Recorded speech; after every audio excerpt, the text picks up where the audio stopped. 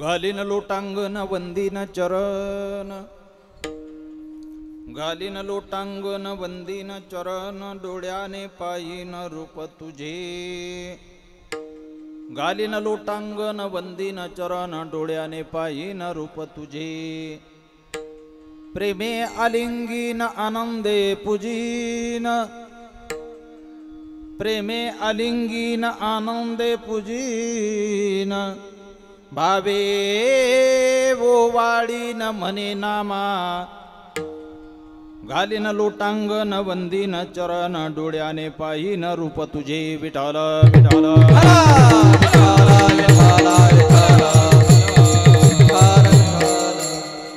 महायोग पीठे तटे भीमरत्याम वरम पुंडरीकाय दातु मुनींद्रयी. स्वागत्य तिष्ठन्तमानंद कंदम परब्रह्मलिंगम भजे पांडुरंगम. कलावज्ञ जीवधरार्थावतारम कलंकांकतेजुदिकामोदिवक्त्रम. खलानीशवादापनोदार दक्षम समाधिस्थमूर्तिं भजे ज्ञानदेवम. ज्ञानेशम ज्ञानमूर्तिंच साक्षात् प्रेम स्वरूपिणं. नामदेवं दयामूर्तिं नाथं वंदे पुनः पुनः. इंद्रायणी तिरी धन्य देहु ग्रामचिती जन्मगीती संत तुकाराम. अभंगाच्या चिंतने मोक्ष बुद्धी नमस्कार माझा. श्री सच्चिदानंद तुकाराम मूर्ती. जय वो जय वो जय वो जय वो जय वो जय वो जय वो जय वो जय वो. धावुनिया विलंब कवाया विजेला तुवारी. विलंब कवाया विजेला तुवारी. जय वो जय वो जय वो जय वो जय वो जय वो जय वो जय वो. धावुनिया विलंब कवाया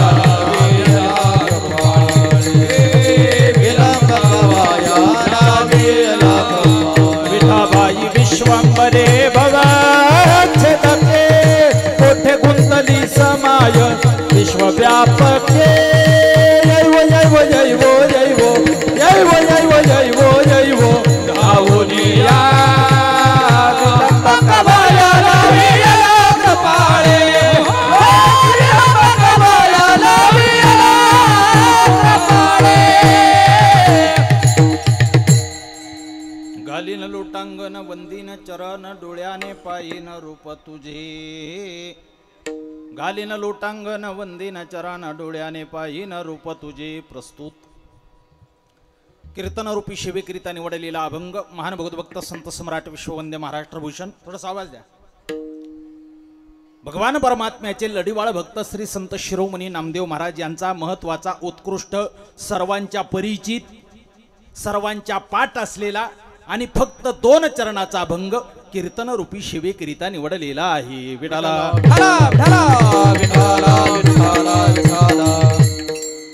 अभंग श्री संत नामदेवरायांचा असून अभंगातील प्रतिपाद्य विषय असा आहे.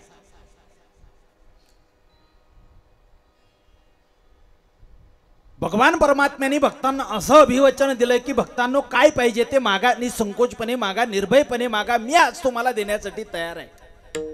तर नामदेवरायांना सांगितलं की नामदेवराय तुम्हाला काय पाहिजे ते मागा. मागा म्हटल्यानंतर नामदेवराय म्हणतात फक्त देवा तुला द्यायचंच असेल ना तर एक काम कर, दुसरं बाकीचं काही करणार नाही. मी तुझ्या समोर लोटांगण घालणार 1, तुझ्या चरणाचं वंदन करणार 2, डोळे भरून तुझ्या रूपाला पाहणार 3. अभंगाचं प्रथम चरण. प्रेमाने त्याला आलिंगन देणार 4, आनंदाने तुझी पूजा करणार 5 आणि सद्भावाने ओवाळून आमचं जीवन कृतार्थ करून घेणार 6. अभंगाचं द्वितीय चरण. विठाला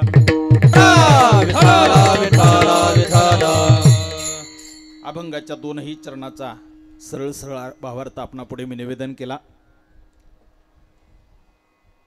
अभंगाला सुरुवात करण्यापूर्वी थोडासा परिहार द्यायचा तो असा. सालाबाद प्रमाणे यही वर्षी अखंड हरिनाम सप्ताह ग्रंथराज जगदवंदे जगद्गुरु श्री संत तुकोबाराय गाथा पारायण सोहळा या ठिकाणी संपन्न होतोय. संपन्न होत असलेला हा नाम सप्ताह श्री संत चोखा मेळावे श्री संत मुक्ताबाई यांच्या सोहळ्यानिमित्तानं हा कार्यक्रम. महत्त्वाचं म्हणजे या कार्यक्रमाचं त्रितपपूर्ती सोहळा म्हणजे 36वे वर्ष आज उद्याच्याला पूर्ण होतोय. या पूर्ण होत असलेला आजचा रात्रीचा शेवटचा दिवस माझा आहे, म्हणजे कीर्तनाचा. असं अर्जंट करंट पाहिजे तेव्हा जरा बरं वाटतं. तर विनोद निघून गेला आणि मग हसले, काय फायदा झाला.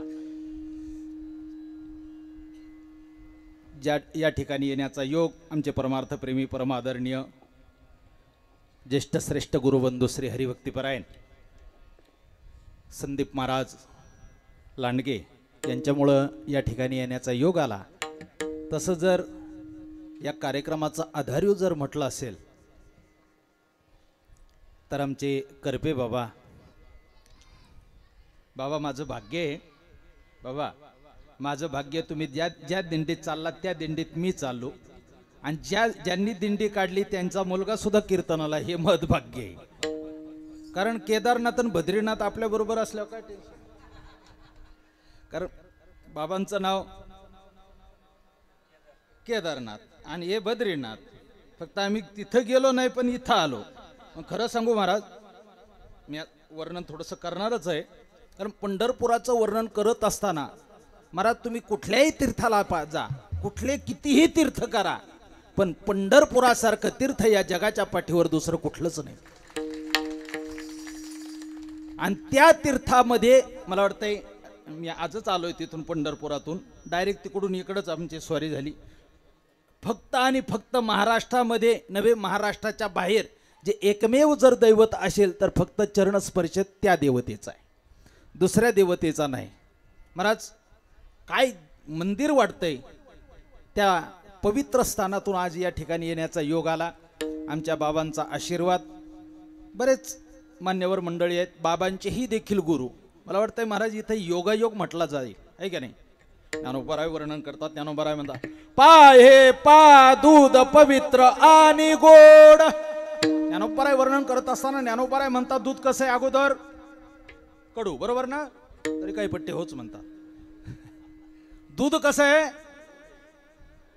दूध पवित्र आणि गोड. ज्ञानोबराय म्हणतात दूध गोड आहे, आणि त्या गोड दुधामध्ये जर साखर टाकल्यानंतर त्याची गुढी कशी होते, द्विगुणित होते. तसं महाराज या ठिकाणी त्रयी तपपूर्ती 16 बाबांनी या म्हणजे 36 वर्ष जसं भगवान परमात्म्याने एकनाथ महाराजांच्या घरी श्री एकनाथ नाम सदनी माधव सर्व कामे ही करीतो स्वकरे चंदन घासे गंगेचे पाणी कावडी भरितो. जसं भगवान परमात्म्याने नाथबाबांच्या इथं जसं कावडीने पाणी भरावं, तसं महाराज मी म्हणतो ही त्रितपपूर्ती 16 आजपर्यंत जो आलाय ना, तर भगवंताची कृपा असल्याशिवाय एवढा मोठा सोहळा होत नाही. ही भगवंताची कृपा आहे. कारण हे अधिष्ठान, आणि मला मगाशी आलो ना महाराज, एवढा आनंद झाला ना, एवढा आनंद झाला की आजकाल सप्ताहामध्ये सगळीकडे लोक असतात, फक्त पारायणाला प्रवचनाला नसतात. आज कीर्तन महोत्सव भरपूर आहेत, कीर्तनकारही देखील भरपूर आहेत.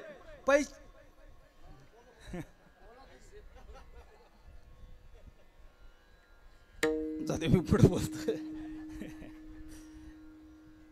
असो, या ठिकाणी सुंदर अशा प्रकारचा सोहळा आहे. मला राहिलाय फक्त 1 तास. काय बाबांनी सांगितलं 10, कारण कार्यक्रमाची वेळ आहे 7 ते 9, आपला 8ला चालू झालाय, 10 वाजेपर्यंत संपवायचा. 1 तास तर संपला. बघू आता. तर भगवंताच्या कृपेने या ठिकाणी सुंदर अशा प्रकारचा कार्यक्रम चाललाय. सगळ्यांना हात जोडून पाया पडून एकच विनंती आहे, ज्या ज्या वेळेस भगवंताचं भजन होईल त्या त्या वेळेस एकाने सुद्धा टाळी वाजवायची. असं वाटतं मला इथंच अटॅक यावा आणि तुमच्याच पोटी जन्म घ्यावा. ज्यांना ज्यांना हात असतील त्यांनी त्यांनी हाताने टाळी आणि मुखाने विठ्ठल विठ्ठल म्हणत जा. विठाला विठाला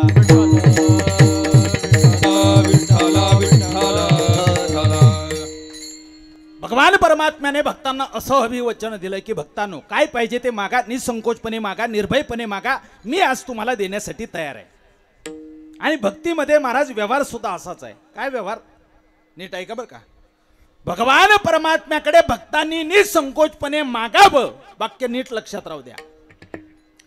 भगवान परमात्म्याकडे भक्तांनी निसंकोचपणे मागावं आणि भक्तांनी जे जे मागितलं ते ते परमात्म्याने त्यांना बिन तक्रार द्यावं. आणि देतो, परमात्मा देतो. भागवतामध्ये 2 ओव्या दिल्यात, अतिशय सुंदर आहेत, गोड आहेत.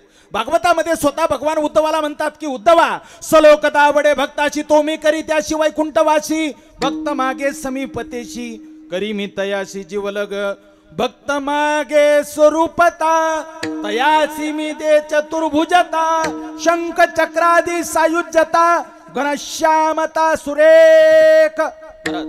भक्ताशी सलोकता वडे तयाशी मी वैकुंठवाशी करी, भक्त समीपता मागे तयाशी मी जीवलग करी, आणि भक्त स्वरूपता मागे तर तयाशी मी चतुर्भुजता देई. म्हणजे भक्तांनी जे जे मागितलं ते ते परमात्मा देतो. पण काय, पण नीट ऐका, भक्तांनी मागितल्यानंतर देतो म्हणण्यापेक्षा भगवान परमात्मा भक्ताच्या मनातील अंतर्भाव जाणतो आणि मनातील अंतर्भाव जाणून परमात्मा पूर्ण करतो. विठाला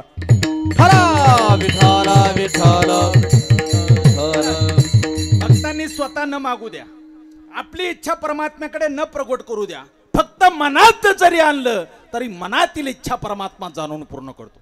भक्ती विजयक नामक ग्रंथामध्ये सगळे जुने जुने जाणते मंडळी आहेत. नाथरायांचे पूर्वज कोण? बनदास महाराज. बनदास महाराजांचा नियम महाराज म्हणतात, भानुदासाचे कुळी महाविष्णूचा अवतार. नाथरायांचे पूर्वज कोण? बनदास महाराज. बनदास महाराजांचा महाराज नित्याचा नियम, पैठण ते पंढरपूर पायी प्रवास, आणि त्या पायी प्रवासामध्ये ठरलेले गावं आणि ठरलेल्या गावी ठरलेल्या घरीच मुक्काम. काही होईल पण महाराजांची वारी कधीच चुकायची नाही, कारण त्यांच्या शब्दामध्ये त्यांनी त्यांचंच वर्णन केलंय. कसं वर्णन केलंय? महाराज म्हणतात, भलतैसे वर पडो भारी नेमान टळे निर्धारी, जैसी पतिव्रता प्राणेश्वरी विनवी भानुदास उधारी गा विठोबा. तैसे वर पडो भारी नेमान टळे निर्धारी, जैसी पतिव्रता प्राणेश्वरी अवतारी गा विठोबा. भला तैसे वर पडो भारी नेमा न टळे. महाराज नीट ऐका बरं का, नेमा न टळे निर्धारी, नेमा न टळे या ठिकाणी अंडरलाईन मारा, या ठिकाणी रेग मारा. महाराज काही होईल पण भानदास महाराजांची वारी कधीच चुकायची नाही. पैठण ते पंढरपूर पायी प्रवास, आणि त्या पायी प्रवासामध्ये बरं का महाराज, त्या पायी प्रवासामध्ये ठरलेले गावं आणि ठरलेल्या गावी ठरलेल्या घरीच मुक्काम राहायचा. महाराज आपल्यासारखा कारभार नव्हता त्यांचा, कलर टीव्ही दिसला घुसला असं नाही. महाराज बनदास महाराज नियमाला कट्टर, नियमाला कडवे. पण नीट ऐका बरं का, बनदास महाराजांचा मुक्काम ज्या घरी राहायचा ना, पंढरपूरला जाताना आणि पंढरपूरवरून येताना ज्या घरी मुक्काम राहायचा ना, ते दाम्पत्य अतिव श्रद्धावान, फार श्रद्धा, भयंकर श्रद्धा. पण महाराज जे दाम्पत्य सेवा करायचं ना, पती पत्नी, त्या दाम्पत्याला काही संतती योग नाही. आता तुम्हाला 1 मिनिट विचारतो, ज्या बाईला संतती योग नाही, मूलबाळ नाही, तर बाकीच्या बाया तिला काय म्हणतात? वांजुटी, पांढऱ्या पायाची, पांढऱ्या कपडा. लोक चिडवायचे तिला, बाया चिडवायच्या. करता करता महाराज भगवंताची सेवा नाम बनदास महाराजांची सेवा तिची अखंड चालू होती. पण गावभर तिचा डांगोरा झाला. आता कसलं मूल होतंय म्हटले तिला, आता मूल होणं शक्य नाही. डॉक्टरांनी वांजपणाचा शिक्का तिच्यावरती मूर्त केला महाराज, पण मुलगा होणं काही शक्य नाही म्हटले. पण भगवंताची कृपा झाली म्हणा, वाडवडिलांची पुण्याई फळाला आली म्हणा, वारकऱ्यांची केलेली सेवा ही फलद्रूप झाली म्हणा, आणि मुलगा होण्याचं वय संपण्याच्या वेळी त्या मातेला मुलगा झाला. अपार आनंद झाला. गावभर पेढे वाटले, घ्या पेढे, घ्या पेढे, घ्या पेढे. मुलगा झाला, घ्या पेढे, मुलगा झाला. मुलगा पण असा महाराज, गोरा गोरा पान, हुशार, चुनचुनीत, बुद्धिमान, एकच चंद्र तमोहंती नचतारां शतान्यती. 1000 चांदण्यामध्ये एकच चंद्र असावा तर तो मुलगा असावा, तर तो असा. 11-12 वर्षाचा मुलगा झाला. आणि नीट ऐका महाराज, 1 दिवसाचा सुयोग दुयोग निर्माण झाला. काय सुयोग आणि काय दुयोग नीट ऐका. बनदास महाराज वारीच्या निमित्तानं त्यांच्या घरी मुक्कामाला येण्याचा दिवस हा सुयोग, आणि त्यांचा एकुलता एक मुलगा मरण्याचा दिवस महाराज एकच झाला. भानदास महाराज गावाच्या सीमेपर्यंत आले ना आले तोच त्यांचा एकुलता एक मुलगा अचानक अकस्मात एकाएकी मरण पावला. माता पित्यावरती दुःखाचा डोंगर कोसळला. माता पिता हंबरडे फोडून फोडून रडायला लागले. फार रडले, भयंकर उरफोडी केली. पण मुलाच्या बापाच्या लक्षात आलं, आपण या मेलेल्या मुलासाठी जर रडत बसलं तर आज भानदास महाराज घरी येण्याचा मुक्कामाचा दिवस आहे. आज भानदास महाराज येतील, आपण रडत असलेलं पाहतील, निर्मुखी निघून जातील आणि आजपर्यंत केलेली वारकऱ्यांची सेवा हे निष्फळ ठरेल. म्हणून तसं न घडावं म्हणून त्यांनी रडण्याचा हुंदका स्वतःचा आवरला. आणि स्वतःचा नुसता आवरला नाही, बायकोला सांगितलंय मी काय सांगतोय ऐक, नीट ऐक, कान उघडे ठेवून ऐक. म्हटले काय बोला, पोटचा मुलगा मेलाय, पोटचा गोळा गेलाय, काय म्हणणं आहे तुमचा आता तरी बोला. मग तो म्हटला हे बघ, मुलगा मरू नये तर मेलाय. आपण किती त्या मेलेल्या मुलासाठी जंग पछडलं, किती उरफोडी केली, किती जरी रडत बसलं तर मुलगा काही जिवंत होणं शक्य नाही. आज भानदास महाराज घरी येण्याचा मुक्कामाचा दिवस आहे. आपण या मेलेल्या मुलासाठी जर रडत बसलं तर भानदास महाराज येतील आणि पाहतील, निर्मुखी निघून जातील आणि आजपर्यंत केलेली वारकऱ्यांची सेवा ही निष्फळ ठरेल. म्हणून तुला माझी एक हात जोडून विनंती आहे, एक काम कर, मुलाचं प्रेत घरामध्ये झाकून ठेव आणि वारकऱ्यांच्या सेवेला सामोरी जा. काय अंतकरण असन महाराज त्या माता पित्याचं. महाराज त्या बाईने रडण्याचा हुंदका बंद केला. आतल्या घरामध्ये गादी टाकली, मुलाचं प्रेत उचललं, त्या गादीवरती नेऊन टाकलं, अंगावरती शाल टाकली, दरवाजा लावलाय, घर झाडलंय, ओटा झाडलाय, अंगण झाडलंय, सडा समर्जन केलंय, रांगोळ्या काढल्या. महाराज येणार म्हणून महाराज अंगणामध्ये चुलीवरती पाणी तापवण्यासाठी ठेवलंय, बकेट आणून ठेवली, मग आणून ठेवलाय, टावेल आणून ठेवलंय. आणि तेवढ्यामध्ये महाराज भानदास महाराजांची स्वारी आली. राम कृष्ण हरी जय जय, राम कृष्ण हरी, राम कृष्ण हरी जय जय, राम कृष्ण हरी, राम कृष्ण हरी जय जय, राम कृष्ण हरी, राम कृष्ण हरी जय जय, राम कृष्ण हरी. भानदास महाराज भजन करत करत आले आणि करत आल्याच्या नंतर महाराज ती पडशी पताका ठेवली, अंगातील 12 बंडी नाम सदरा काढला, खुंटीला अडकला. त्या मातेने गरम पाण्याचं पातेलं उचललं, बकेटमध्ये पाणी टाकलंय, ऊन पाणी थंड पाणी टाकलंय, साबण आणून ठेवलाय, टावेल आणून ठेवलाय, तांब्या आणून ठेवलाय आणि महाराज आले, पाटावरती उभा राहिले. त्या मातेने महाराजांचे पाय प्रक्षालन केले, टॉवेल दिला, हातपाय वगैरे धुतले, आत बसण्यासाठी घोंगडी टाकली. महाराज आले, घोंगडीवरती येऊन बसले. पती पत्नीनं दाम्पत्यानं महाराजांचं दर्शन घेतलं. यजमानांचं दर्शन घेतल्यानंतर महाराज ती माता दर्शन घेऊन उठली, स्वयंपाकघरामध्ये गेली आणि भगवंताच्या नामचिंतनामध्ये सुंदर अशा प्रकारचा स्वयंपाक बनवला. स्वयंपाक तयार झाला, तोपर्यंत यांच्या गप्पा चालल्या होत्या. तेवढ्यामध्ये भानदास महाराजांना ती माता आली आणि म्हटली जेवण तयार झाले, आता उठा तुम्ही, हात धुवा. जेवणासाठी ताटं बनवले. ते दोघंही उठले, दोघांनी हात धुतले, पाटावरती येऊन बसले. दोघांनी काय केलं, भाताच्या मुठी फोडल्या, त्या मातेने वरण आणून टाकलंय, तुपाची धार सोडली. दोघांनी हातावरती पाणी घेतलं, ताटाभोवती फिरवलं. महाराजांनी वरण भाताचा घास उचलला आणि तोंडाजवळ आणला. तेवढ्यामध्ये महाराजांना त्यांच्या एकुलत्या एक मुलाची आठवण झाली. महाराज म्हटले का हो, आल्यापासून पाहतोय तुमचा मुलगा दिसत नाही, अर्धा 1 तास झालाय तुमचा मुलगा दिसत नाही. मग त्या मातेच्या दुःखाचा वेग खऱ्या आधी अनावर झाला. आता ती हंबरडा फोडून रडणार. तेवढ्यामध्ये पतिराजानं तिच्याकडे पाहिलं, तिने रडण्याचा हुंदका आतल्या आत आवरला. तिने सांगितलं महाराज, आमचा मुलगा सकाळपासून खेळायला गेला होता, थकून आलाय, दमून आलाय, भागून आलाय, शनून आलाय. महाराज आतल्या घरामध्ये झोपलाय, तो तुमचा आरामशीर चालू द्या, दमाने होऊ द्या, निवांत जेवा, तो उठल्यानंतर महाराज प्रसाद भक्षण करेल. महाराज म्हटले अहो उठवा त्याला, माझ्याबरोबर 2 घास प्रसाद भक्षण करील.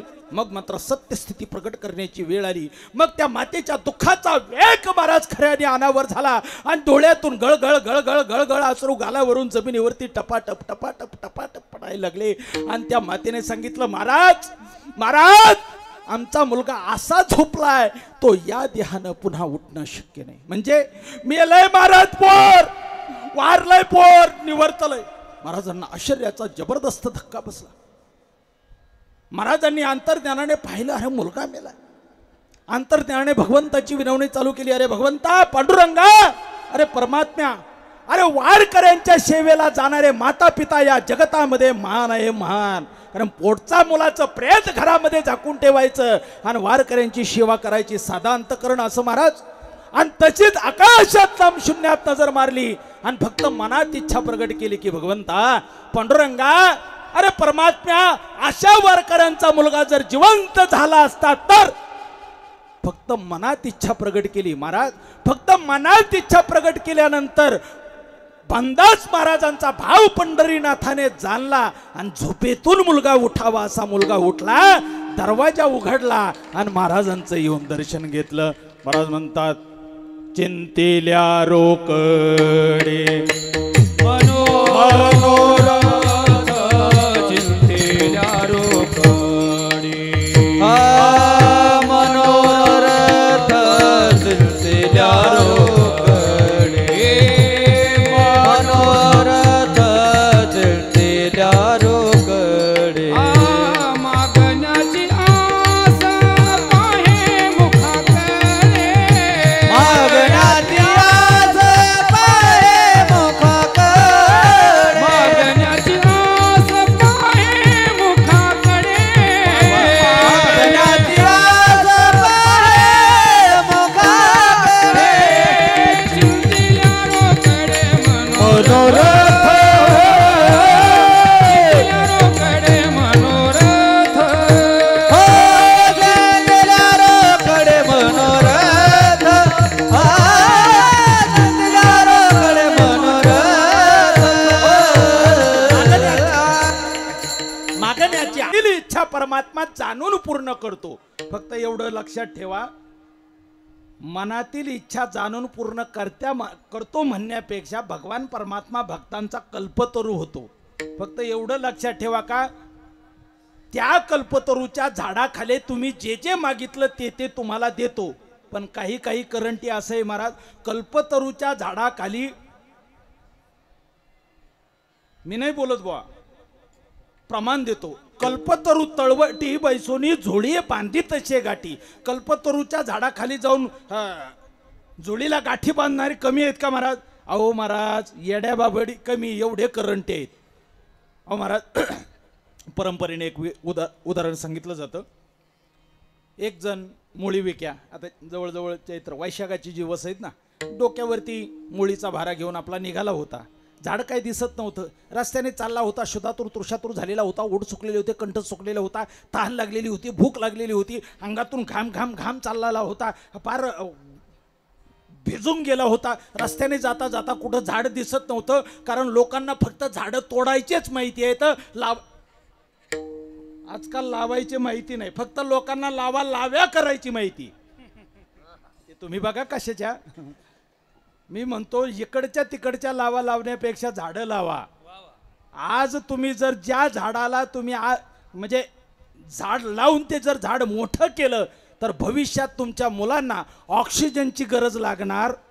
आज कोरोनाच्या काळामध्ये पाठीमागं 20-21च्या दरम्यान महाराज 5-5, 10-10 लाख रुपये देऊन सुद्धा लोकांना ऑक्सिजन मिळत नव्हता. आणि एक झाड किती ऑक्सिजन देत आहे महाराज? किती जण महाराज सांगू का, धर्मो रक्षती रक्षता. तुम्ही जर धर्माचं रक्षण केलं तर धर्म तुमचं रक्षण करेल. तुम्ही झाडाचं रक्षण केलं तर झाड तुमचं रक्षण केलं. मला सांगा महाराज, लाकूड कुठं कामाला येत नाही? जन्माला आल्यापासून तर मासनात जाय, काय म्हणतात तुमच्याकडं? तुमचं आमचं सारखंच आहे ना. आमच्याकडे माणसं मेल्यावर जाळतात. हा ठीक आहे. झाडाचा उपयोग हा सर्वांगीण आहे महाराज. जाऊ द्या, एक ते आपलं निघालं होतं, जाता जाता जाता जाता एक भरलं मोठं झाड दिसलं, त्याची सावली गार वाटली. डोक्यावरचा तो मुळीचा जो बोजा होता तो त्याने खाली टाकला आणि खाली टाकल्यानंतर बसला, शांत झाला. शांत झाल्यानंतर मनात इच्छा प्रगट केली की देवा, सावली तर फार गोड वाटते, जर एक घोट पाणी प्यायला मिळालं असतं तर. सांगतो ना, चांदीचा तांब्या, चांदीचं फुलपात्र, थंडगार पाणी, फ्रीजमधल्या पाण्यासारखं पाणी, निरसं तुपतुपतं पाणी, एक तांब्याभर पाणी आलं. आता पाणी आल्याच्या नंतर त्याने तांब्या हातात घेतल्याबरोबर घटा घटा घटा घटा एक तांब्याभर पाणी पिला, शांत झाला. शांत झाल्यानंतर त्याने विचार केला, देवा पाणी मागितलं मिळालं, पण 2 घाट जेवायला मिळालं असतं तर. सांगतो ना, चांदीचं ताट, सोन्याच्या वाट्या, पण पंचपक्वान्न आज एकादशी तोंडाला पाणी नका सुटू देऊ. पंचपक्वान्न ताटात आलं. आता तुम्हाला 1 मिनिट विचारतो, फुकटच्या भावात जर माल मिळाला तर कोणी सोडील का? अहो एकादशी तरी एकादशी नसणारे सुद्धा येतात का नाही? पण बाबा खरं सांगू, एकादशी नसणारे सुद्धा जरी आले आणि त्यांनी जर या ठिकाणचं फराळ खाल्लं तर ते पुण्य त्यांना नसून हे दान देणाऱ्यांना आहे. दातव्यमिती दानम देते नुपकारिणी देशे कालेचे पात्रेचे तद्दान. माझा विषय वेगळा जातोय. बघ महाराज मस्तपैकी पंचपक्वानाचं ताट आलं. लाभारे बरकतारे पोटभर जेवला. जेवल्यानंतर महाराज थकलेले माणसं, दमलेले माणसं, शिनलेले माणसं जेवल्यानंतर गार लागल्यानंतर कूलर लावलाय. गार लागल्यानंतर काय करतात? बसल्या बसल्या झोपतात. तुमच्याकडे झोपत नाही का? थकलेले माणसं ते आपलं बसल्या बसल्या पेंगायला लागलं. पण मनात इच्छा केली की देवा पाणी मागितलं मिळालं, जेवायला मागितलं मिळालं, आता जर झोपायला मिळालं असतं तर. सांगतो ना, फॉर्मची गादी, हवेची उशी, 100% उलनची शाल. गरम होतंय का? कूलर लावू का तुमच्याकडं? आणि महाराज मस्तपैकी गादी भेटली, पडला खाली आणि पडल्या पडल्या असा वर झाडाकडे बघायचा आणि विचार करायचा, राव पाणी मागितलं मिळालं, जेवायला मागितलं मिळालं, झोपायला मागितलं फॉर्मची गादी आली, जे जे मागितलं ते ते मिळालं. त्या अर्थी इथं भूतबित्त नसना तयार. 11 विक्राळ भूत तयार झालं. आता भूत तयार झाल्याच्या नंतर अंगावरती शाल घेऊन गपचूप पडावं ना? नाही ना. ते म्हणताय देवा भूतासारखं तर दिसतंय पण मला ते खाणार तर नाही ना. त्याने सोडली एकादशी. पाहता काय तोंड करत भूतानी भूतानी, कारण भूत द्वादशीची वाट पाहतच नाही. एकादशीच्या रात्री मला काय सांगायचं, कल्पतरूच्या झाडाखाली जो जो कोणी गेला, कल्पतरू त्याची अमूर्त इच्छा मूर्त करतो. भगवान परमात्म्याने भक्तांना असं अभिवचन दिलं की भक्तांनो काय पाहिजे ते मागा, निसंकोचपणे मागा, निर्भयपणे मागा, मी आज तुम्हाला देण्यासाठी तयार आहे. तुम्हाला एक प्रश्न असा विचारतो, देवाकडे मागावं की न मागावं? बोलत राहा. खरं सांगा, खरंच तुम्ही जर माणसं जर असाल ना तर खरं सांगा, आजपर्यंत मी कुठल्याच देवाकडे मागितलं नाही. ज्यांनी ज्यांनी मागितलं नाही अशांनी हातावरती करा. मागितलं नाही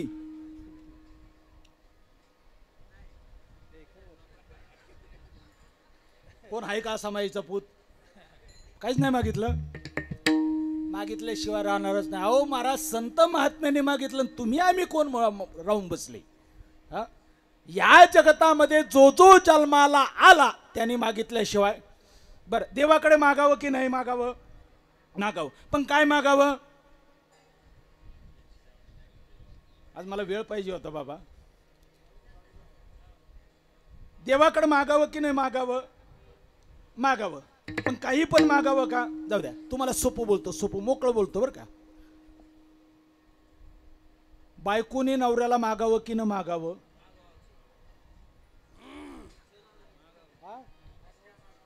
मागावंच. कारण चकाराने अन्यायाची व्यावृत्ती केली आता. कारण चकार लय अवघड महाराज. चकार एकदा आला ना तर कार्यक्रमच ठोकून देतो तो. बायकोने नवऱ्याकडं मागावं आणि नवऱ्याने बायकोला द्यावं की न द्यावं?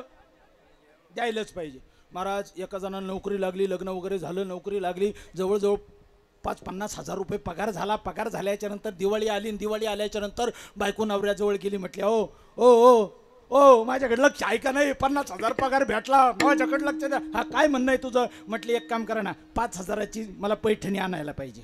बरं बायकोने मागितलं हे योग्य काय योग्य? नवऱ्याने 5,000ची पैठणी आणून देणं हे योग्य काय योग्य? योग्य.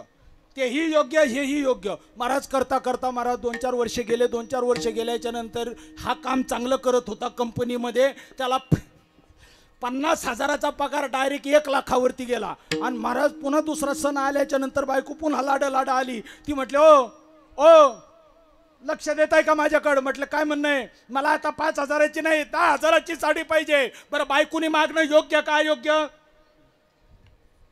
मी जाऊ का आता? बोला ना. बायकोनी मागणं योग्य काय योग्य? योग्य. आणि नवऱ्याने 10,000ची साडी पुन्हा आणून देणं हे योग्य काय योग्य? हा? लग्न झालं का? द्यावंच लागतंय राव. त्याला हुसका माग हुसका तिथून असू द्या असू द्या. महाराज 5,000ची दिली म्हणजे उपकार केला नाही. ती सगळं सोड राहू द्या राहू द्या राहू द्या. सगळं सोडतीन एकाच्या पाठीमाग निघती. सोपं आहे का? 10,000ची साडी आणून देणं हेही देखील योग्य आणि तिने मागणं हेही योग्य. नीट आहे का? पुन्हा महाराज त्याचे प्रमोशन झालं. पुन्हा त्याला पगार वाढला आणि पुन्हा ती म्हटली आता मला 5 आणि 10,000ची नको 50,000ची साडी पाहिजे. मग तिने 50,000ची साडी मागणं आता हे योग्य काय योग्य? नाही ना पुढं बोलायचंय मला. लय महत्व आहे. लय महत्वाचं आहे. ते सुद्धा योग्य. आणि नवऱ्याने आणून देणं हे सुद्धा महाराज योग्य. पण महाराज तिने 50,000ची साडी आणल्यानंतर तिने काय केलं? कुठलंही फंक्शन दिसलं घाल साडी. कुठलंही फंक्शन दिसलं घाल साडी. कोणाच्या बारच्याला गेले घाल साडी. लग्नाला गेले घाल साडी. हळदीला गेले घाल साडी. कमल चक्राला गेले घाल. महाराज एवढी साडी घालून घालून मळाली. पण एक दिवस लाड नवऱ्याजवळ आली आणि ती म्हटली अहो लय साडी मळाली. एक काम करा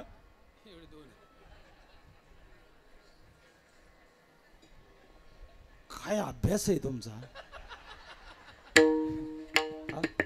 आता तुम्हाला 1 मिनिट विचारतो. तिने 50,000ची साडी आणलेली मळालेली नवऱ्याला धुवून आणणं आणि म्हणणं हे योग्य का अयोग्य?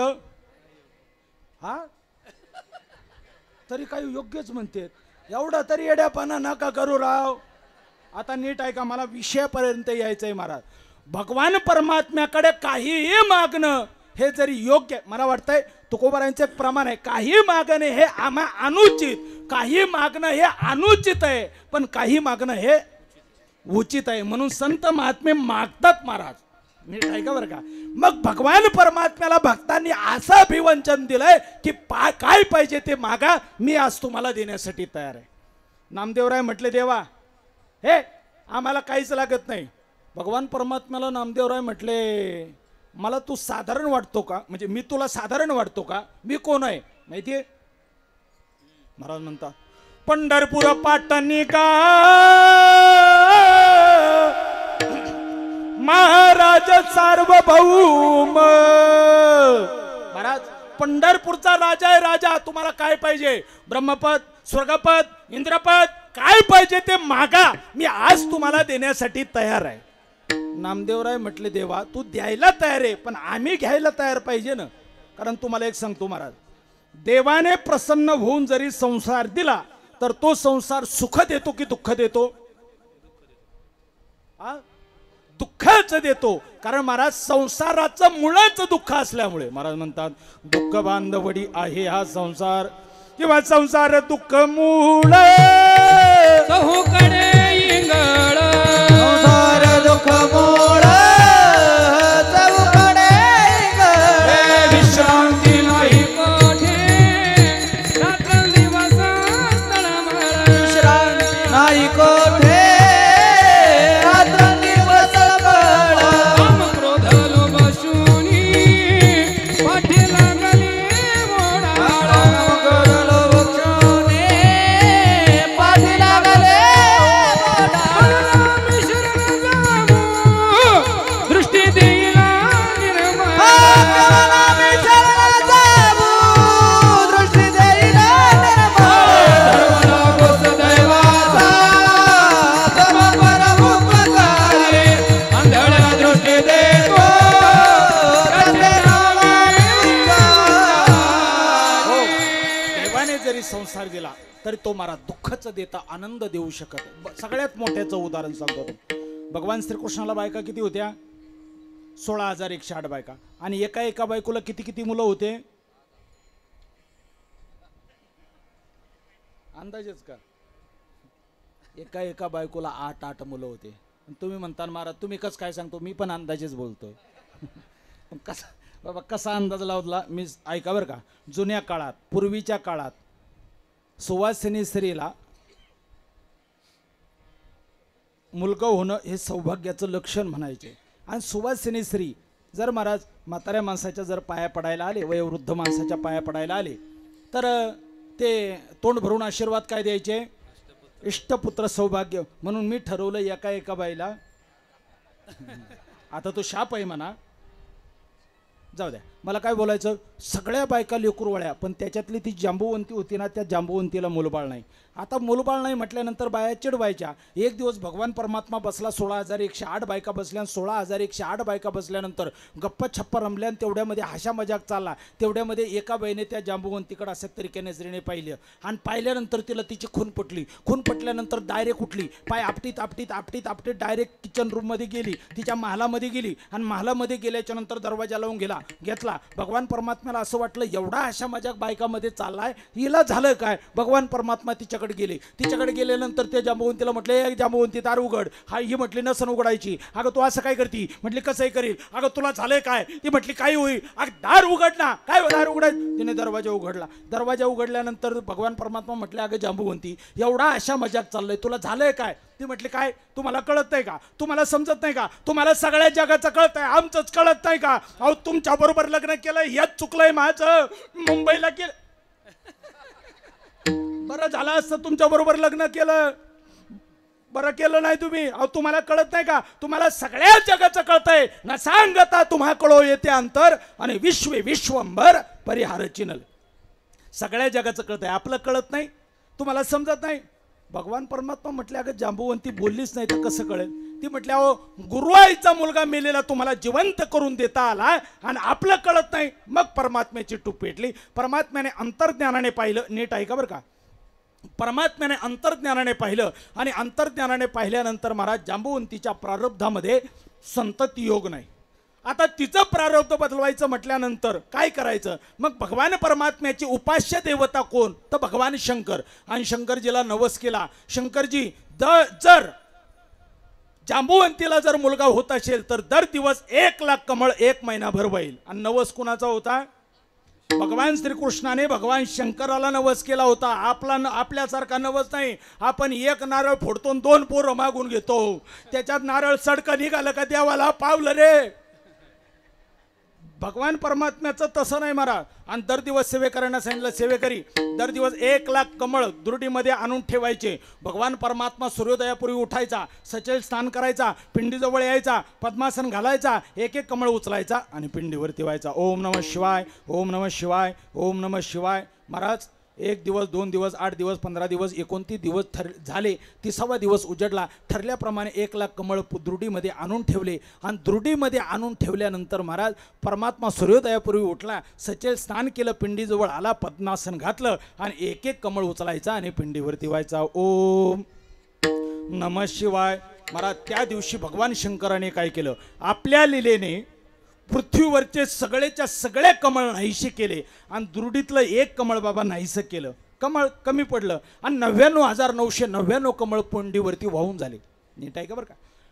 1 कमळ कमी पडलं. का कमळ कमी पडलं? सगळ्या सेवेकऱ्यांना सांगितलं, पटकन जा, झटकन जा, लवकर जा, कमळ आणा. सगळे सेवेकरी धडधड धडधड धडधड गेले, पण पृथ्वीवरती एकही कमळ भेटणं. महाराज सूर्यास्त होण्याची वेळ आली. 5 मिनिटं राहिले, 3च मिनिट राहिलं आहे, 1च मिनिट राहिलं आहे. भगवान श्रीकृष्णाला टेन्शन आलं, जर शेवटचं कमळ आपण जर वाहिलं नाही तर 1 महिना केलेली सेवा ही निष्फळ ठरणार, आणि जांबुवंती तशीच राहणार. बाया तिला पुन्हा चिडवणार. मग काय करावं? भगवान परमात्म्याने काय केलं? हे आपले बोटाचे जे नख होते ते नख डोळ्यामध्ये रुपवले, ते खुपवले, आणि जे नेत्र कमळ म्हणतो आपण, जे बुबुळ, ते बुबुळ बाहेर काढलं आणि पिंडीवरती वाहिलं. ओम नमः शिवाय. आणि त्या योगे महाराज काय झालं? नवस पूर्ण झाला. आणि नवस पूर्ण झाल्याच्या नंतर महाराज 1 महिना, 2 महिने, 3 महिने, 4 महिने ती गर्भवती राहिली. आणि महाराज 9 महिने 9 दिवस पूर्ण झाल्यानंतर महाराज तिला मुलगा झाला. आणि मुलगा झाल्याच्या नंतर महाराज त्याचं नाव काय ठेवलं? सांब ठेवलं. सांब. आणि 3 वाक्य सांगतो, जरा नीट ऐका. श्रीमंताचं कार्ट 1, त्यातली त्यात नवसाने झालेलं कार्ट 2, आणि त्यातली त्यात एकुलतं 1 कार्ट 3. ते टाणावर बावळट असतं. किती? तेच झालं ना त्या सांब्याचं. 11-12 वर्षाचा मुलगा झाला. 4-5 मित्रमंडळी गोळा केले आणि गोळा केल्याच्या नंतर सगळ्यांना म्हटलं साड्या नेसा. सगळ्यांनी साड्या नेसला. याने साडी नेसली. गरोदरपणाच्या बाईचा आव आणला. ऋषी तपश्चर्या करत होते वनामध्ये. चला म्हटले ऋषीकडे आणि ऋषीकडे तपश्चर्या करण्यासाठी करत होते. तिथं गेले. जाता जाता सांबाने सांगितलं मित्रमंडळींनो एक काम करा, त्या ऋषींची समाधी भंग करा आणि भंग करून त्यांना काय करा, विचारा की आमची मुलगी एक आमची मैत्रीण आहे, तिची डिलेवरी अर्ध्या पाऊण तासात होणार आहे. तू मला विचारायला आलोय तिला मुलगा होईल का मुलगी होईल? कारण त्या काळामध्ये महाराज कॅम्प्युटर नव्हतं ना. सगळं साधू लोकांना विचारायला जायचे महाराज. आणि करता करता तो सांब एका झाडाच्या आड उभा राहिला. हे 4-5 पोरं सगळे गेले साड्या नेसलेले. ऋषींना आवाज दिला. ऋषी उठल्या जायना. नंतर गुदगुल्या केल्या. ऋषी उठल्या जायना. शेवटी महाराज दाढेचे जटेचे केस ओढले आणि मग ऋषींना राग आला. अरक्त नेत्र झाले. ताडकर उठले. क्या बात आहे? आणि अरक्त नेत्र पाहिल्यानंतर हे पोरं घाबरले. लटलट कापायला लागले आणि त्यांनी हात जोडून सांगितलं, अहो आमची श्रीमंताची मैत्रीण आहे, तिची डिलेवरी अर्ध्या पाऊण तासात होणार आहे. तुम्हाला विचारायला आलोय तिला मुलगा होईल का मुलगी होईल? आता ते ऋषी काही नसत्या दाढ्यान जटा वाढलेले ऋषी नव्हते महाराज. महाराज तपश्चर्या केलेली होती. अंतर्ज्ञानाने पाहिलं आणि अंतर्ज्ञानाने पाहिल्यानंतर त्यांनी विचार केला की अरे भगवान श्रीकृष्णाचा मुलगा तो सांब साधूची टिंगल करतो, टवाळी करतो, चेष्टा करतो. अरे देवाचा मुलगा झाला म्हणून झाला काय? अरे अन्यायाशी राजा न करिता दंड. अरे जो अन्याय करतो त्याला जर दंड दिला तर त्याला राजा म्हटलं जातं. आणि त्यांनी सांगितलं जा तुझ्या मैत्रिणीला जाऊन सांग तिला मुलगा होणार नाही, मुलगी होणार नाही. झालं तर लोखंडाचं मुसळ होईल म्हटलं. हा मुसळ म्हटल्यानंतर सगळे पळत पळत आले. सांबाला म्हटले सांबा अय सांबा साडी फेड साडी फेड. अरे झालं काय? म्हटलं तुला मुलगा होणार नाही, मुलगी होणार नाही. झालं तर लोखंडाचं मुसळ होईल. त्याने पटकन साडी फेडली आणि टपकन मुसळ खाली पडली. आता त्या मुसळाचं काय करायचं? महाराज नीट ऐका. ते मुसळ घेतलं, ते कुठलं बारीक केलं, पण थोडासा लोह होता तो कुठल्या जायना. सर्वच्या सर्व घेतलं, समुद्रामध्ये टाकलं. जे बारीक चूर्ण झालं होतं त्या सगळं महाराज काठाला आलं. काठाला आल्याच्या नंतर त्याची पानशा नावाची वनस्पती तयार झाली. त्याच्या पानाला जर हात लावला तर चळकन रक्त येईल असे तलवारीच्या पात्यासारखे धारदार पानं होते. आणि जो लोह होता तो लोह एका माशा, थोडा लोह राहिला होता, तो लोह एका माशाने गिळला. तो मासा एका कोळ्याने आपला जाळ्यामध्ये पकडला, विक्रीसाठी ठेवला. तिकडून पारदी आला, भाजीसाठी त्याने विकत घेतलं, घरी नेलं, बायकोकडे दिलं. आणि बायकोला म्हटलं मस्त भाजी झाली पाहिजे, आणि म्हणून तिने विळी घेतली, कापायला लागली. कापता कापता कापता त्याच्यामध्ये तिला लोह दिसला. तिला तो चांगला वाटला. तिने तिच्या नवऱ्याकडे दिला. त्याने काय केलं, त्याला चांगला वाटल्यानंतर त्याने त्याचा बाण केला. आणि योग्य वेळ त्यावेळेस आपण योग्य उपयोग करू म्हणून त्याने भात्यामध्ये ठेवला. आणि इकडं महाराज 56 कोटी यादव जे होते ना ते सगळे मदिरा पिले, दारू पिले, मदोन्मस्त झाले. सगळ्यांमध्ये भांडणं चालू झाले. आणि भांडणं करत करत करत करत समुद्राच्या काठावरती आले. आणि सगळ्या त्या लोखंडाच्या वनस्पती ज्या होत्या त्या सपासप सपासप सपासप एकमेकाने उपचल्या आणि एकमेकावरती वार केले. आणि 56च्या 56 कोटी यादव मरून पडले. आणि एकच यादव राहिला. कोण? लालू प्रसाद. कोण? भगवान श्रीकृष्ण. आणि एक दिवस महाराज भगवान श्रीकृष्ण प्रभास तीर्थावरती कळंबाच्या झाडाखाली उजव्या पायावरती डावा पाय ठेवून ज्यावेळेस ध्यानस्थ होते त्यावेळेस पाठीमागच्या जन्माचं, रामाच्या जन्मामध्ये भिल्लाचं प्रारब्ध जे होतं ना ते आलं. तो पारदी आला, त्याने बाण काढला आणि सू करत करत करत करत करत भगवान श्रीकृष्णाच्या डाव्या पायाच्या अंगठ्याला मारला. आणि भगवान श्रीकृष्णाला निज धामाला जावं लागलं. माझी कथा संपली. आता नीट ऐका. 56 कोटी यादवांचा नाश कुणामुळे झाला? सांबामुळे. बरोबर. सांब हा कुणाचा प्रसाद? भगवान शंकराचा. म्हणजे देवाने जरी संसार दिला तरी तो संसार दुःखाचा देतो. म्हणून संत महात्मे कदापि संसार मागत नाही. आणि देवाकडे, भगवंताकडे भक्तीशिवाय दुसरं काही मागितल्याशिवाय राहत नाही. विठाला विठा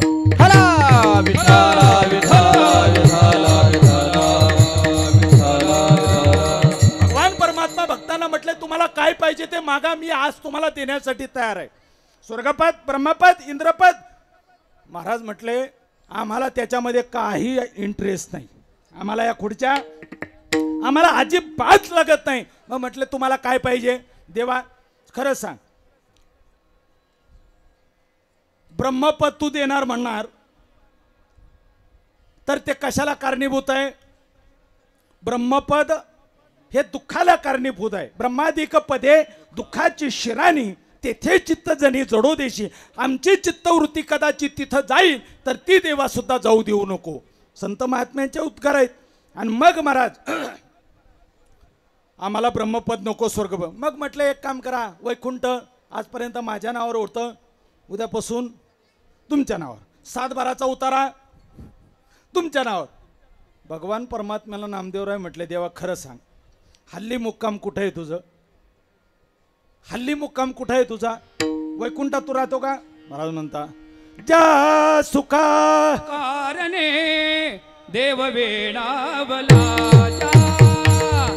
कारणे देव वेडावला.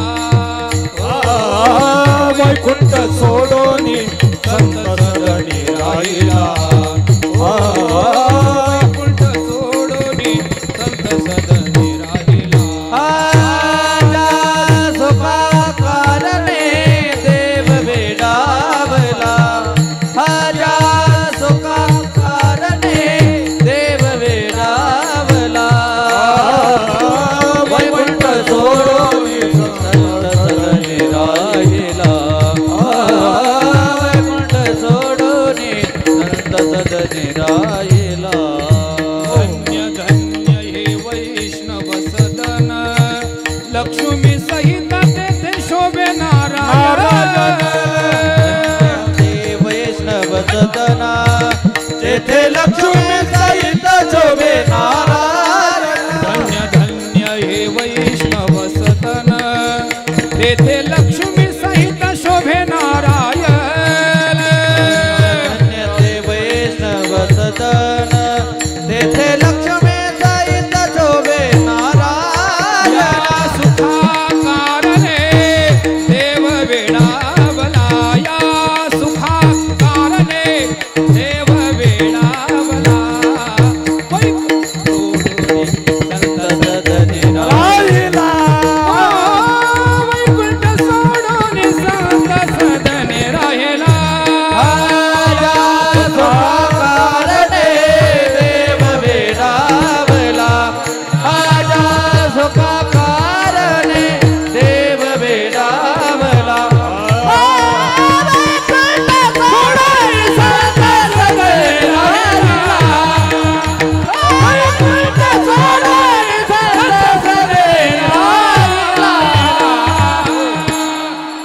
ज्या सुखा वा, छान. टाळ्या तरी वाजवा.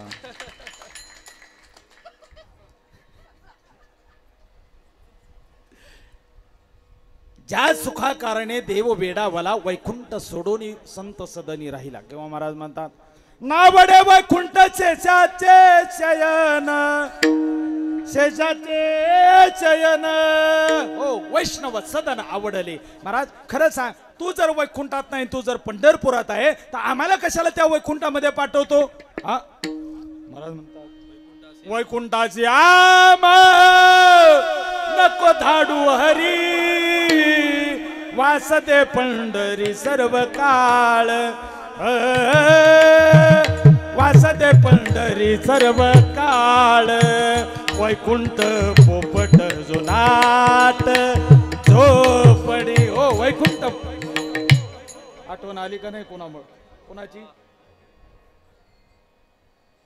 वैकुंठ पोपट जुनाट झोपडी.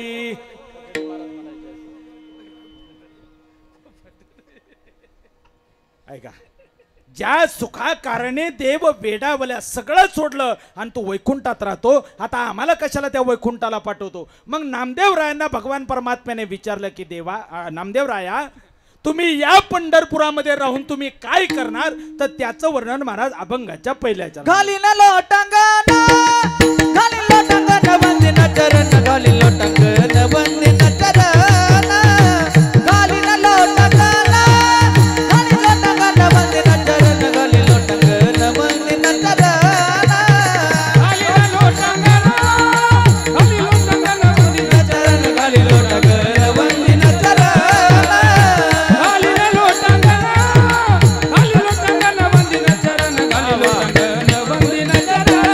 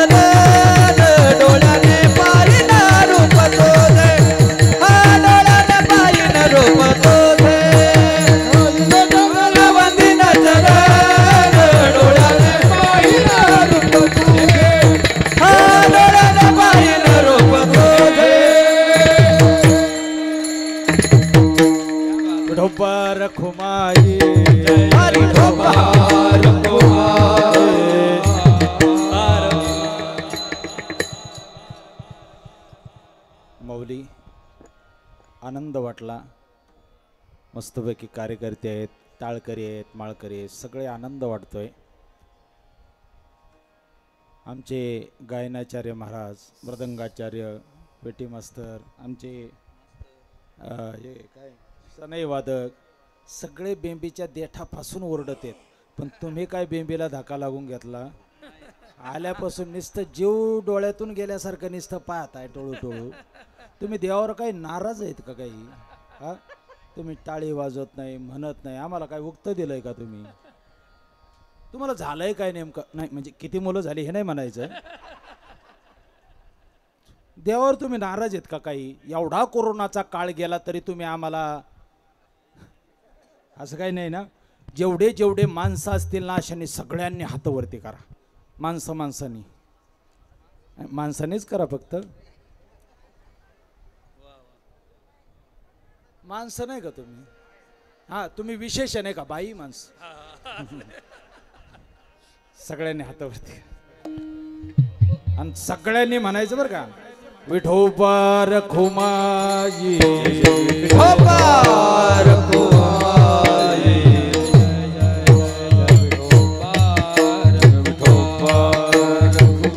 हरी दे विठोबा. सन्माननीय किरण शेठ भालेराव, सन्माननीय किरण शेठ भालेराव यांना विनंती आहे.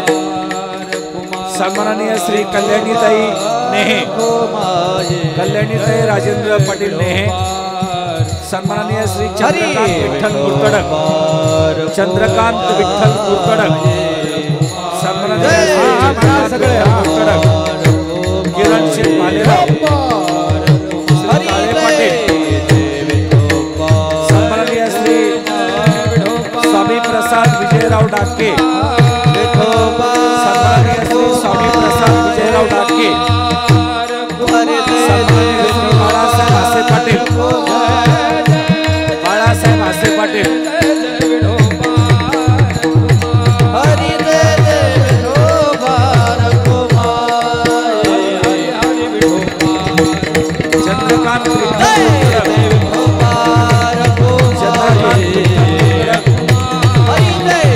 किरण शेठ भालेराव, सन्माननीय श्री काळे पाटील, बाळासाहेब आसे पाटील, आदरणीय परमार्थ स्त्री ताराचंद शिंदे, ताराचंद महाराज शिंदे, ताराचंद महाराज शिंदे, आपल्या सत्ता कमिटीचे प्रसिद्धी प्रमुख सन्माननीय श्री सदाशिवराव मुळे साहेब, सदाशिवराव मुळे साहेब, मुळे साहेब चला, सदाशिवराव मुळे साहेब, हरिदेव विठोबा रखुमाई, साई भक्त ताराचंद महाराज शिंदे, साई कथाकार ताराचंद महाराज शिंदे, विठोबा रखुमाई, हरि दे विठोबा रखुमाई, हरि विठोबा रखुमाई, हरी विठोबा रखुमाई, हरी हरी विठोबा रखुमाई,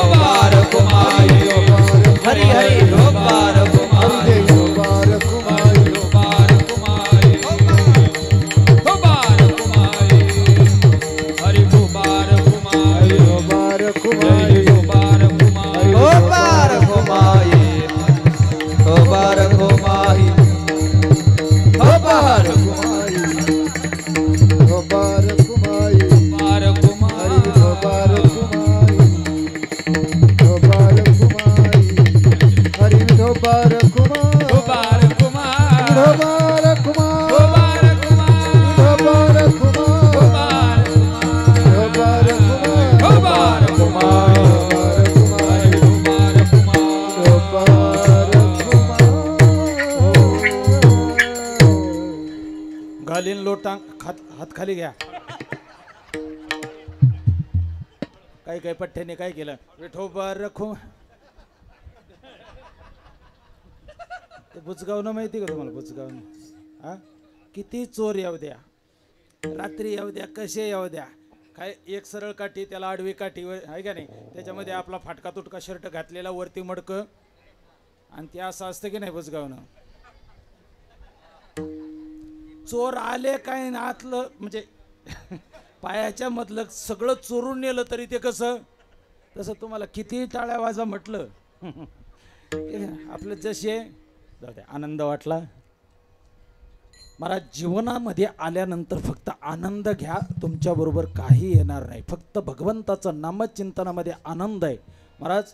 आळंदी पंढरपूरच्या पायीवारीमध्ये बाबा मला वाटतं 86 वर्ष ना,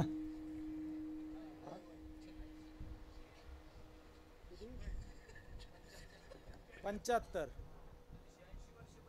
वय 86 वर्ष, पण वाऱ्या किती आतापर्यंत? हा बाबा 41 वाऱ्या. महाराज खरं सांगा, एवढ्या वाऱ्या केल्या, त्या वाऱ्यामध्ये तुम्ही कधी थकले असं कधी वाटलं? बोलू का जरा बाबा? माऊली माफी मागून बोलतो. वृद्ध होती तरणेरी, म्हातारे माणसं सुद्धा महाराज हे आनंदाने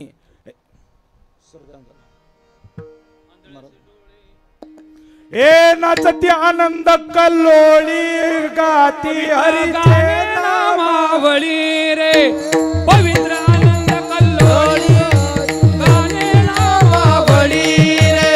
नाचती आनंद कल्लोळी पवित्र गाणे नामावळी. आनंद कल्लोळ पवित्र गाणे नामावळी आनंद वारीचा असतो. खरं सांगा, सगळ्यांना हात जोडून पाया पडून विनंती करतो महाराज, तुम्ही पूर्ण चारी धाम यात्रेला तुम्ही सगळीकडे गेलात, पण महाराज ज्ञानोबरायांचा आणि तुकोबरायांचा जो पायी सोहळा आहे ना, तसा आनंद या जगाच्या पाठीवर दुसरा कुठलाच नाही. तुम्ही किती पण काही करा. आणि खरं सांगू, एक लास्ट बोलतो महाराज, तुम्ही कशा भाज्या खा बरं का, तुम्ही कशाही भाज्या का. मी आळंदीमध्ये जवळजवळ 9 वर्ष राहिलो महाराज, पण मधुकरी सारखं अन्न या जगाच्या पाठीवर दुसरं कुठलंच नाही. जा कुठलं मधुकरी सारखं अन्न मला. सगळ्या भाज्या मिक्स करा बाबा. 4-5 लिटरच्या त्या किटलीमध्ये साधारण मधुकरी मागायला गेल्यानंतर तिकडून आल्यानंतर साधारण त्या भाजीच्या वरती साधारण तेल किती असावं बरं तुमचा अंदाज? अंदाज कमीत कमी 1 ग्लास ते 1.5 ग्लास तेल राहायचं. किती? 1 ते 1.5 ग्लास तेल राहायचं.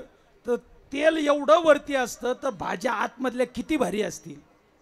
आणि मला कधी मीठ सुद्धा घ्यायची गरज लागत नाही.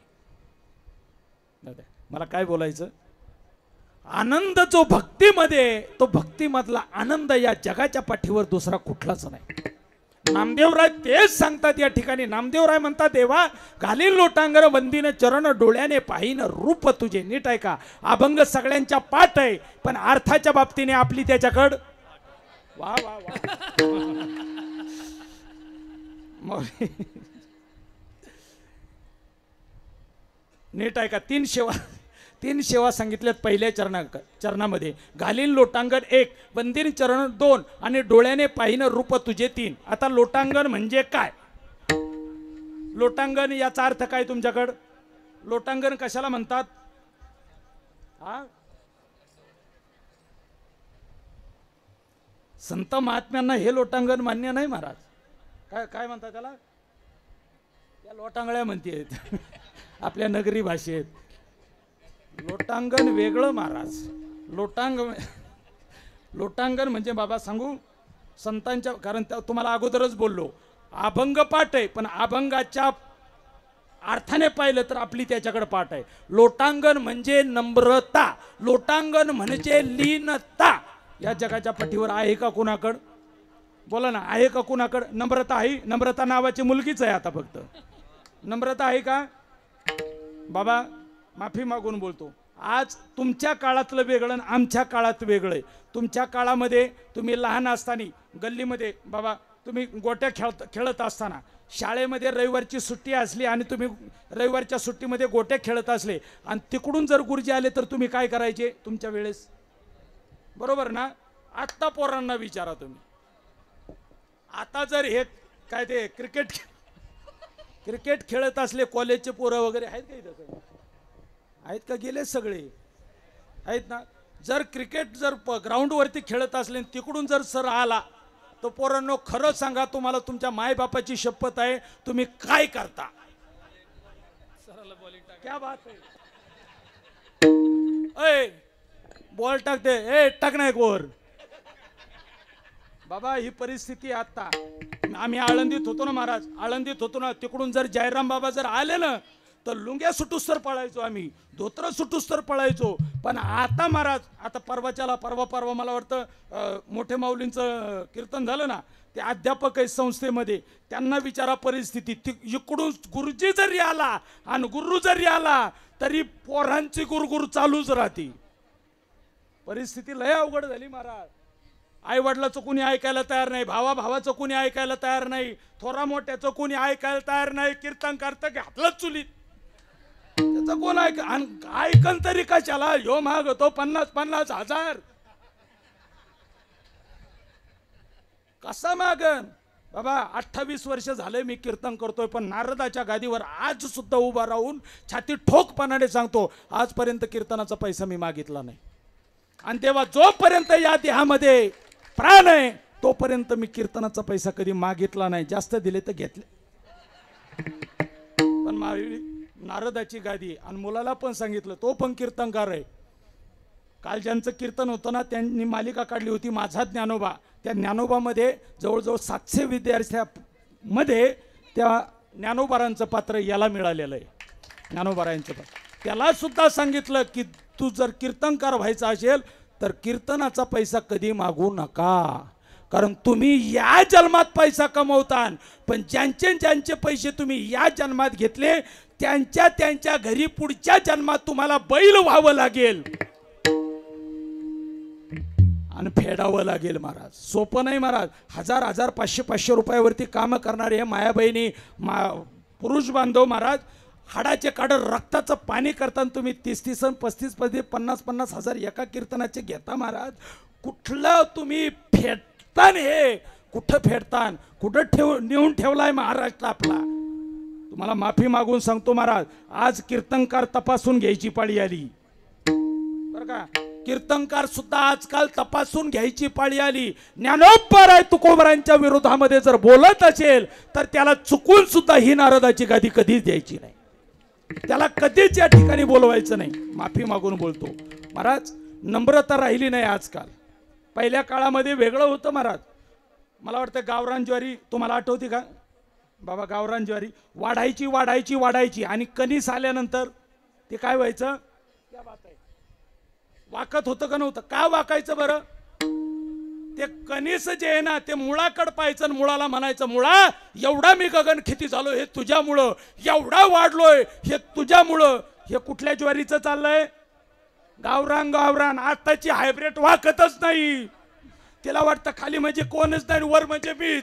आत्ताची हायब्रेड वाकतच नाही. काय कळलं तर पहा, नाही तर द्या सोडून महाराज. कोण कुणा पुढं वाकायला? नम्रता म्हणजे महाराज लोटांगण म्हणजे नम्रता महाराज. पहिले मंदिराचे दरवाजे कसे राहायचे? का राहायचे बरं? घराचे दरवाजे कसे राहायचे?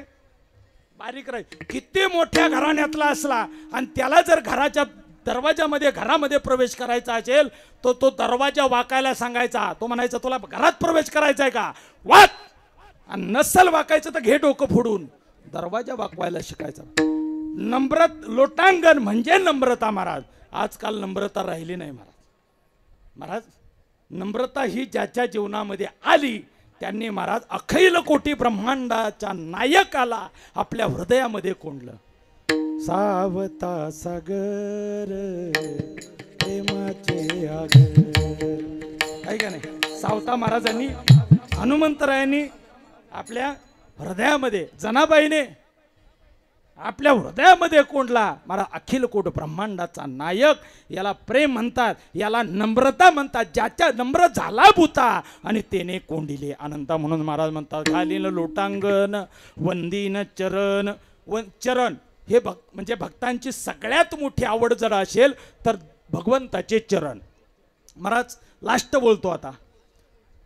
श्री कृष्णाच्या सौंदर्यापुढे लक्ष्मी बुलोनी झाली वेडे. मदन पोटाला बापुडे ए रकुनीकडे रावरंक.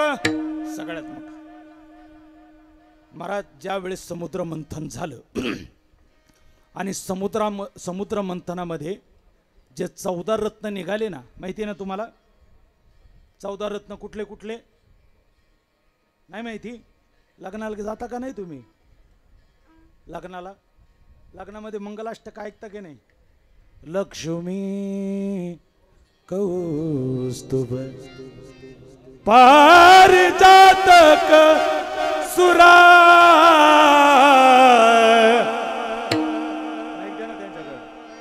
धन्वंतरी चंद्रमा गवकाम तुधा सुरेश्वर गजो ओ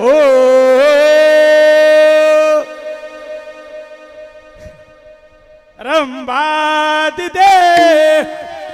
माऊली माफी मागून सांगू का? माफी मागून आम्हाला तुम्ही कशात टाका, आम्ही उपाशी कधीच मारणार नाही. काय जे 14 रत्न निघाले त्याच्यापैकी पहिलं रत्न लक्ष्मी. लक्ष्मी रत्न निघाल्याच्या नंतर तिने वरमाला हातामध्ये घेतली. एकीकडे देवांची लाईन, एकीकडे राक्षसांची लाईन. तिने राक्षसांकडे पाहिलंच नाही, देवाच्या लाईनीमध्ये घुसली. आणि देवाच्या लाईनीमध्ये घुसल्यानंतर एकमेकाला असं खुणवायला लागले. हो आपला त्यांना परिचय सांगा, हो आपला त्यांना परिचय सांगा. त्यांना विचारलं आपण कोण? म्हटलं मी संगमनेरचा नगरसेवक. बस खाली. तिने नगरसेवक, आमदार, खासदार, काय मुख्यमंत्री, पंतप्रधान, राष्ट्रपती कोणीच पाहिलं नाही. पहिला देवांचा राजा इंद्र. तिला जरा बरा वाटल्यानंतर त्याच्याजवळ गेली माळ घालणार. पण तिने विचार केला बाई याच्या गळ्यात माळ घालायची, पण एका ब्रह्मदेवाच्या दिवसामध्ये 14 वेळा मरतय. असा नवरा काय कामाचा? महाराज ओवी त्याची काळकुटाचे सहोदर, वृत्ती भ्याले प्याले अमर आणि देहाचे पुरंदर 14 जाती. एका ब्रह्मदेवाच्या दिवसामध्ये 14 वेळा मरतय. असा मारका नवरा काय कामाचा? निघाली पुढं निघाल्याच्या नंतर पुढं कोण दिसला? सरकारच्या खास मर्जीतला सेंट्रल गव्हर्नर. सगळं सरकार याच्याच घरात. भांडे घासायला बाई, लादी पुसायला बाई, हिला काहीच काम नाही. टी व्ही लावायची मालिका पाहायची. ती म्हटली वा वा वा नवरा असावा तर असा. पण जवळ गेली माळ घालायची. पण तिने विचार केला बाई याची ड्युटी फार खतरनाक आहे, कारण याला शनिवारचा हाफ डे नाही, रविवारचा फुल डे नाही. याच्या गळ्यात माल घालायची. जर याला बोलायलाच टाइम नाही तर असा नवरा काय कामायचा? कारण महाराज नित्य घडवितो मडके रे. ब्रह्मदेवाचं काम काय? मडके घडाय. पुढं निघाली आणि पुढं निघाल्याच्या नंतर पुढं दिसला बडवून देऊ का बाबा भोलेनाथ. आणि मग त्याच्याजवळ गेली माळ घालायची. पण तिने विचार केला हे बाहेरून चांगलं दिसतंय पण आतून वैतागलेलं गिरायक आहे. कारण दक्षाच्या यज्ञामध्ये सती जळून मेली. याला त्याचं काय वाटलं नाही, आपलं काय होईल म्हणून पुढे निघाल्यानंतर तिला अहंकार झाला. आणि त्या कोपऱ्यात पाहिल्यानंतर तिला दिसलं. वा महाराज म्हणतात राजस सुकुमार मदनाचा पुतळा तिने पाहिला. त्याच्या गळ्यामध्ये माळ घातली आणि त्याची दाशी बनून राहिली. वंदीन चरण. आणि लास्ट होतं डोळ्याने पाहीन रूप तुझे. भगवंताला जर डोळे भरून पाहिलं तर काय होतं? छंदोग्य उपनिषदामध्ये असं म्हटलंय ग्रंथीभेद होतो, संशयछेद होतो, सोक्तरण होतं, मृत्यूलंघन होतं आणि आनंद व्याप्ती होती. ग्रंथी म्हणजे गाठ आणि भेद म्हणजे तुटी. गाठी माहिती का नाही? गाठी माहिती नाही काय? गाठी मारल्या नाही. गाठ उद्याच्या काल्याच्या कीर्तनामध्ये महाराज म्हणतात तिसरी आली धावणी याने गबाई काय केली करणी पतीची दाढी माझी वेणी दोन्हीची गाठ. उद्याच्या काल्याच्या कीर्तनामध्ये मग महाराज वंदीन चरण. भगवंताचे चरण ही भक्तांची आवड. आणि लास्ट बोलतो महाराज डोळ्याने पाहीन रूप तुझे. परमात्म्याला जर डोळे भरून पाहिलं तर महाराज आपलं जीवन कृतार्थ होतं. हे करत असताना बुद्धिवाद्याने प्रश्न नामदेवरायांना विचारला तुम्ही अजून कुठली सेवा मागणार? त्याचं वर्णन अभंगाच्या शेवटच्या चरणात.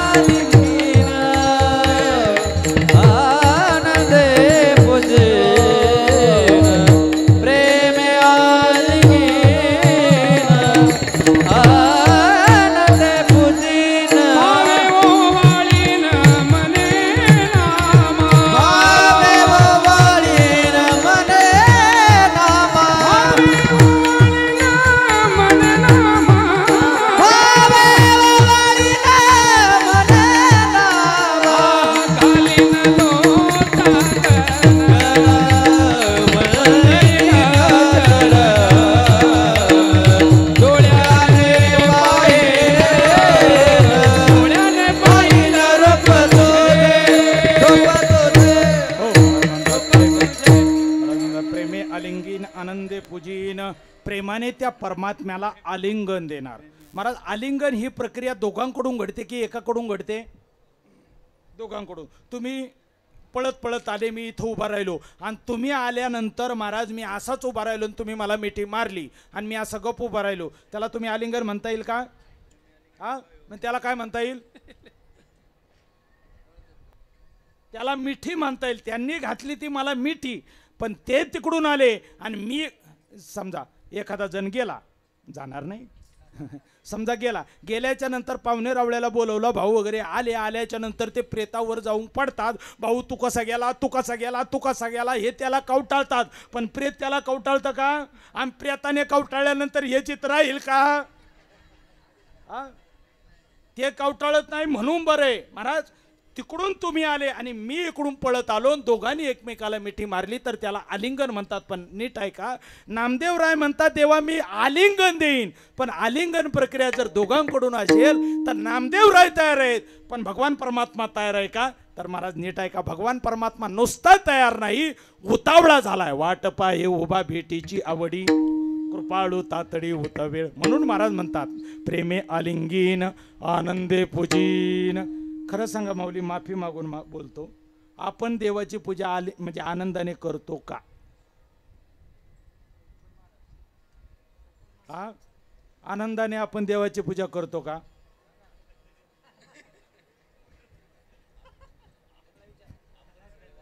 आपण वारकरी, बरोबर बोलले तुम्ही, बरोबर.